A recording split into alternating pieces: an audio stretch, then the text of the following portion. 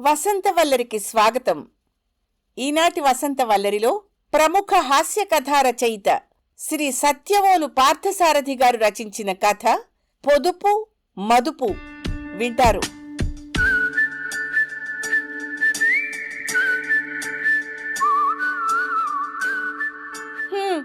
ఎరక్కుపోయి చేసుకున్నాం. మా గొప్ప సంబంధం దొరికింది. ఇంతోటి సంబంధం దొరకదని 4 జిల్లాలు దాటి మరీ అల్లుణ్ణి తెచ్చుకున్నాం.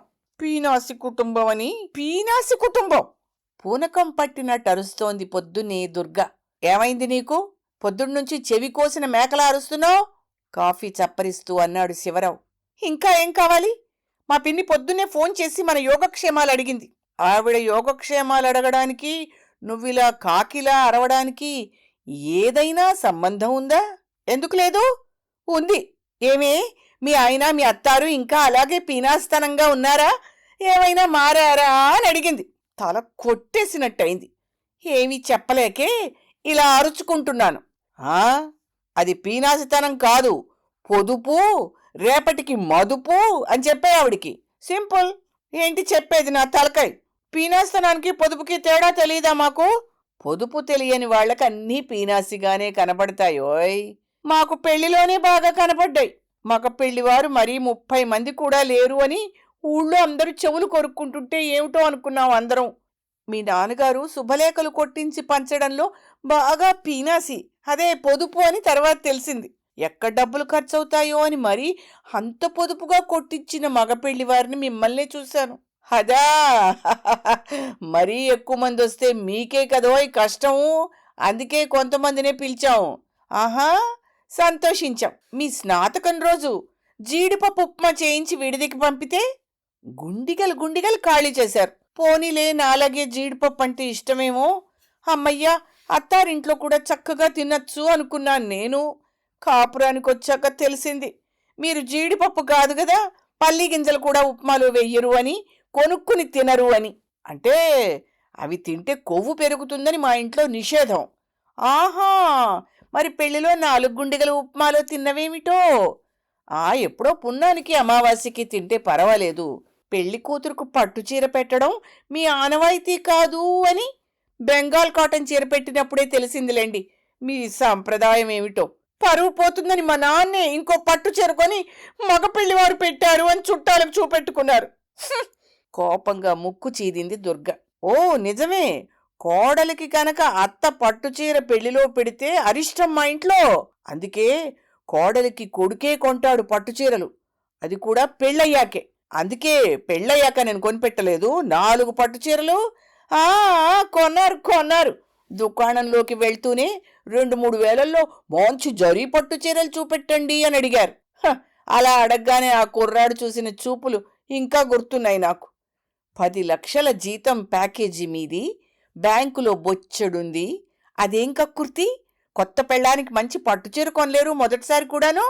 అబ్బా, అది కాదోయ్. 10,000 పెట్టి ఒక చీర కొనుక్కుని అస్తమానం అదే కట్టుకుంటే బోర్ కొట్టదా? అదే ఎంచక్క ఆ 10,000తో 5 చీరలు కొనుక్కుంటే ఆప్షన్స్ బాగుంటాయి కదా కట్టుకునేందుకు. అది విషయం.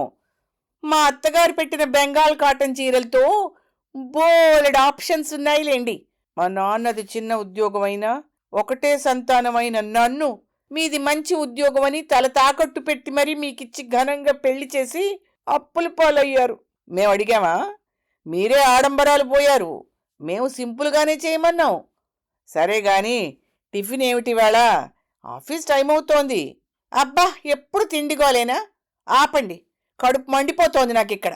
మొదటి రాత్రి మీకు పంచదార చిలక అందిస్తూ నాకు మహేష్ బాబు అంటే ఇష్టం, పోకిరి సినిమాలోనూ అతడు సినిమాలోనూ అతని వేషాలంటే బోలెడిష్టం, తెగ చూస్తాను అతని సినిమాలు, మీకెవరిష్టమండి అని అడిగితే కోట శ్రీనివాసరావు మీ అభిమాన నటుడని, అహనా పెళ్ళంట సినిమాలో ఆయన వేసిన లక్ష్మీపతి రోల్ అంటే పడి చచ్చిపోతాను అని, ఆయనే మీ రోల్ మోడల్ అని చెప్పారే, అప్పుడే సగం చచ్చిపోయాను నేను.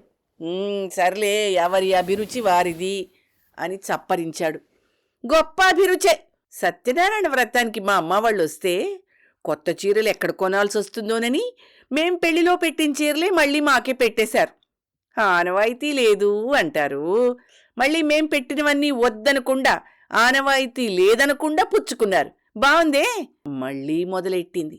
అబ్బబ్బబ్బా, ఇక ఆపవమ్మా తల్లి, టిఫిన్ పెట్టు, ఆఫీసుకు పోతాను అంటూ దండం పెట్టాడు. ఆహా, టిఫిన్ కూడానా మన ఇంట్లో? ఇడ్లీ, దోశ, ఉప్మాలు కూడానా అని పెళ్ళైనప్పటినుంచి చూస్తున్నాను. ఆ మూస్లీ, బ్రెడ్డు, జామే కదా మీరు తింటూ నాకు అలవాటు చేశారు. బబ్బబ్బా, అవి తిని తిని నోరు చచ్చిపోయింది. ఒక పూరి లేదు, పెసరట్టు లేదు, ఉప్మా లేదు, వడ లేదు, వేపుడు కూర లేదు. అన్నీ వేసి వండుకునే ముక్కల పులుసు అసలే లేదు. ఛ, నీళ్ల మజ్జిగ తప్ప పెరుగు లేదు కదా. ఓ సినిమా లేదు, ఓ షికారు లేదు. చూసారా, నేనింత గోల చేస్తున్నా మీరు మారడం లేదు. పెళ్ళైన 2 నెలల నుంచి చూస్తున్నాను, ఇంత గోల చేస్తున్నా మీరు మారడం లేదు. నాకిక ఓపిక లేదు బాబు. ఇవాళ అటో ఇటో తేల్చేస్తాను. నోరు కట్టుకుని తిని దాచిపెడితే ఉపయోగం ఏమిట్టా? పీనాస్తనం తగ్గించుకుంటారా, నన్ను మా పుట్టింటికి పొమ్మంటారా? ఊపిరి అందక కాసేపాగింది. అబ్బబ్బా, పీనాసితనం కాదు, అది పొదుపు. దాన్ని పొదుపు అంటాను.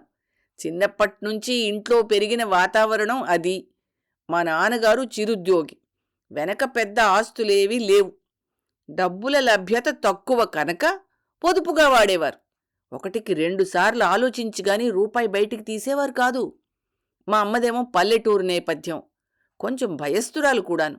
నాన్న డబ్బులు ఇవ్వడు అన్న వాటికి ఇతరుల దగ్గర మర్యాద కాపాడుకోవడానికని మాకు ఆనవాయితీ లేదు అనే మాట వాడేది. చిన్నప్పట్నుంచి పెరిగిన ఆ వాతావరణం, అలవడిన ఆ అలవాట్లు ఇప్పుడు సంపాదిస్తున్నా అంత సులభంగా మారవు, మానలేము. ఇక మాట్లాడే ఓపిక లేక దిగ్గున లేచి వెళ్ళింది దుర్గ. ఇలా ఒక 10 రోజుల పాటు రోజూ దుర్గ పెట్టే ఈ నస భరించలేకపోతున్నాడేమో. నేనెందుకిలా ఉంటానో నీకిప్పుడు అర్థం కాదులే గాని, ముందు రోజుల్లో ఏం అవసరం వస్తుందో ఏమో. కానీ పరికించి చూస్తే నువ్వన్న దాంట్లో కూడా కాస్త నిజం ఉంది.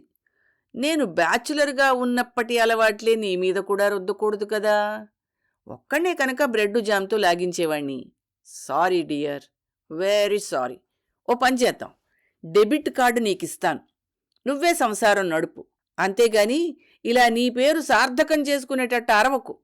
కొత్త పెళ్లి కూతురులాగా ఉండు అంటూ కార్డు చేతపెట్టి లాలించి పిన్ నంబర్ చెప్పి బుజ్జగించి మూడు మరలించాడు. థ్యాంక్యూ అన్నట్టుగా చెయ్యి ఊపుతూ, శ్రీవారు మావారు మా మంచివారు అంటూ భానుమతి రాగాన్ని ఎత్తుకుంది.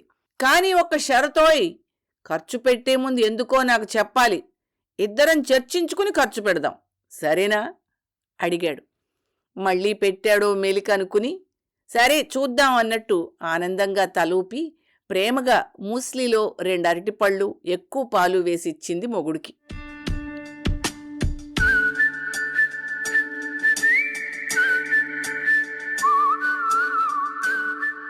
ఆ తర్వాత నుండి ప్రతిపాదనలు పెట్టడం దుర్గవంతు, అందులో సగం తగ్గించి వేయడం శివరావు వంతుగా నడిచింది. పోనీలే సగం బాగు చేయగలిగాను అని సంబరపడి, కాదు అనలేని బలహీన క్షణాల్లో ప్రతిపాదించడం అలవాటు చేసుకుని విజయం సాధించేది. నెమ్మదిగా ఇడ్లీ, పూరి, ఉప్మా, పెసరట్టు, ముక్కల పులుసు, గడ్డ పెరుగు ఇంట్లోకి ప్రవేశించాయి. జీడిపప్పుకు మాత్రం ఇంకా ప్రతిఘటన ఎదుర్కొంటోంది. 1/2 కిలో అడిగితే 100 గ్రాములు వస్తున్నాయి. ఈవిడేమైనా తక్కువ తిందా? ఇండెంటు కిలోకి పెట్టి 200 గ్రాములు కొనుక్కుని జీడిపప్పు ఉప్మా చేసుకుంటోంది. ఇంతలో ఇంక్రిమెంట్ వచ్చి జీతం నెలకి 20,000 పెరిగింది. శివరావు అలవాటు కొద్దీ పెరిగిన జీతం మొత్తం ఆర్డీ కట్టేయబోతే సగం దుర్గా బ్యాంకులోనూ సగం ధనలక్ష్మి బ్యాంకులోనూ జమ చేసేటట్టు ఒప్పందం కుదుర్చుకుంది. ఇలా రోజులు సాఫీగా గడిచే కాలంలో ఒకరోజు ఆఫీస్ నుంచి భర్త ఫోన్ చేసి, దుర్గా బట్టలు సర్దు, మీ నాన్నగారికి ఆరోగ్యం బాగులేదుట, నేను ఇంటికొచ్చాక అన్నీ చెప్తాను, నేను ఆటో తెస్తున్నాను, రెడీగా ఉండు అనగానే కంగారుపడి చేతికందిన 4 బట్టలు బ్యాగ్లో కుక్కింది. హాస్పిటల్ ఖర్చుకి నాన్నకి సహాయం చెయ్యమని భర్తను అడగాలని నిర్ణయించుకుంది. కాని ఈ పొదుపు మనిషి జేబులోంచి తీస్తాడా అనే అనుమానమూ కలిగింది. ఈ లోపల భర్తొచ్చాడు. అదే ఆటోలో బస్టాండ్కు వెళ్లి ఊరు చేరేసరికి తెల్లారింది. తిన్నగా హాస్పిటల్కి వెడితే తండ్రికి గుండెపోటొచ్చిందని, అర్జెంటుగా బైపాస్ చెయ్యాలన్నారని, దానికి 4 లక్షలవుతుందని, సర్జరీ చేయకపోతే తండ్రి దక్కరని తల్లి ఏడుస్తూ చెప్పింది. తల్లికి తండ్రికి ధైర్యం చెప్పి ఫోన్ మాట్లాడుతూ బయటికి జారుకుంటున్న భర్త వెనకే నడిచింది. బేలముఖం పెట్టుకుని, ఏం చేద్దామండి, నాన్న దగ్గర డబ్బెక్కడుంది, నా పెళ్లికి చేసిన అప్పులు తప్ప అంటున్న భార్యని చూస్తూ, కంగారు పడకు, ఏదో ఒకటి చేద్దాం అంటూ క్యాష్ కౌంటర్ దగ్గరికి తీసుకుని వెళ్ళాడు. ల్యాప్టాప్ బ్యాగ్లోంచి ఏవో కాగితాలు తీసిచ్చి బీమా కంపెనీని కాంటాక్ట్ చేయమన్నాడు. దుర్గకేమీ అర్థం కావటం లేదు. ఓ గంటయ్యాక అనుమతి వచ్చిందని, ఇవాళ అన్ని పరీక్షలు చేసి మర్నాడు పొద్దున్నే బైపాస్ చేస్తామని చెప్పారు ఆ కార్పొరేట్ హాస్పిటల్ వారు. ఆశ్చర్యంగా చూస్తున్న దుర్గని కుర్చీలో కూర్చోపెట్టి, దుర్గా, నా కంపెనీ ఆరోగ్య బీమాలోకి మనము మా అమ్మా నాన్న వస్తాం. మీ అమ్మా నాన్నలకి వేరేగా ఆరోగ్య బీమా పాలసీ తీసుకుని ప్రీమియం కడుతున్నాను. మనలాంటి మధ్యతరగతి వాళ్లం ఆరోగ్య బీమా లేకపోతే దవాఖానా ఖర్చులు భరించలేము.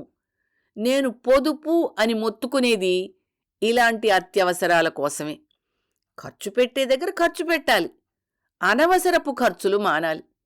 మనిషి బతకడానికి వీలుగా తిండి తింటే చాలు. బయట తెళ్లకి ఆడంబరాలకి నేను ఖర్చు పెట్టను. అనవసరంగా ఏదైనా కొనాలన్నా ఆదివారం వస్తే చాలు మాల్కి వెళ్ళి షాపింగ్ చేసి, సినిమా చూసి, హోటల్కి వెళ్ళి తిందామన్నా 10 ప్రశ్నలు అడిగే నేను 40,000 ఖర్చు చేసి మీ అమ్మా నాన్నలకి ఆరోగ్య బీమా ఎందుకు చేశానంటావు? ముఖ్యమైన ఖర్చుకు వెనకాడను కనుక. రేపు పుట్టబోయే మన పిల్లల కోసం ఆర్డీలు, ఎఫ్డీలు జమ చేస్తున్నాను. ఎప్పుడేమవుతుందో చెప్పలేము. సడన్గా పింక్ స్లిప్ ఇచ్చి బయటికి పంపేసే ఉద్యోగాలు మావి. నువ్వేమో జీతమంతా ఖర్చు చేసేద్దాం, ఖుషీగా ఉందాం అంటావు. తల ఉంచుకుని వింటోంది దుర్గ. ఆన్లైన్ కొనడాలు అవి నచ్చవు నాకు. మనమే షాప్కి వెళ్ళి ఖరీదులు బేరీజు వేసుకుని చవకే అయినా మన్నికున్నవే కొంటాను. ఏమిటో నావేమో పాతకాలపు బుద్ధులు, పీనాసి బుద్ధులు అని నీకు నీ వాళ్లకి అభిప్రాయం. అప్పటిదాకా జల్సాలు చేస్తూ సడన్గా ఉద్యోగాలు పోతే రోడ్డు మీద పడ్డ మా సహోద్యోగుల్ని చాలామందిని చూశాను. మనం అలా అవ్వకూడదనే నా ఈ తాపత్రయం. అర్థమవుతోందా? మా అమ్మా నాన్నల బాధ్యత కూడా మరి నాదే గదా. మీ వాళ్లకు కూడా కొడుకులాంటి అల్లుణ్ణి నేను. మీ అమ్మగారింట్లో కూడా అనవసర ఖర్చులు బాగా చేస్తారు. కాస్త కూడా పొదుపు లేదు. చాలాసార్లు వారికి చెప్పాలనిపించేది, కాని బావుండదేమో అని ఆగేవాణ్ణి. ఆరాధనగా చూస్తూ కళ్ళు తుడుచుకుని, సారీ అండి, మిమ్మల్ని మేమంతా అపార్థం చేసుకున్నాం. భర్త చెయ్యి పట్టుకుంది ప్రేమగా దుర్గ. నడు, మీ వాళ్ళకి చెప్పి సర్జరీకి సన్నద్ధం చేద్దాం.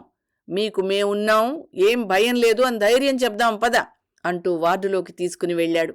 ఖర్చు దగ్గర గట్టేగాని మంచి మనసున్న మొగుడే దొరికాడు అనుకుని అతని దూరదృష్టికి బోలెడు సంతోషపడి, పెళ్ళయ్యాక మొదటిసారిగా ఆనందపడి భర్త చేయి ప్రేమగా పట్టుకుని అతని వెంట నడిచింది దుర్గ.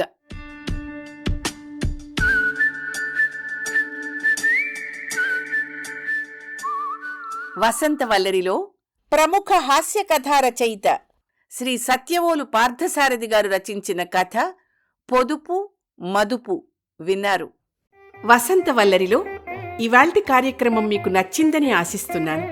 అందుకే లైక్ చేసి మీ మిత్రులకు, బంధువులకు లింక్ను షేర్ చేసి మీ అమూల్యమైన అభిప్రాయాన్ని నాకు కామెంట్ బాక్స్లో తెలియచేయమని, వసంతవల్లరికి సబ్స్క్రైబ్ చేయమని విన్నవించుకుంటూ మీ వసంతలక్ష్మి అయ్యగారికి సెలవు మరి. Thank you.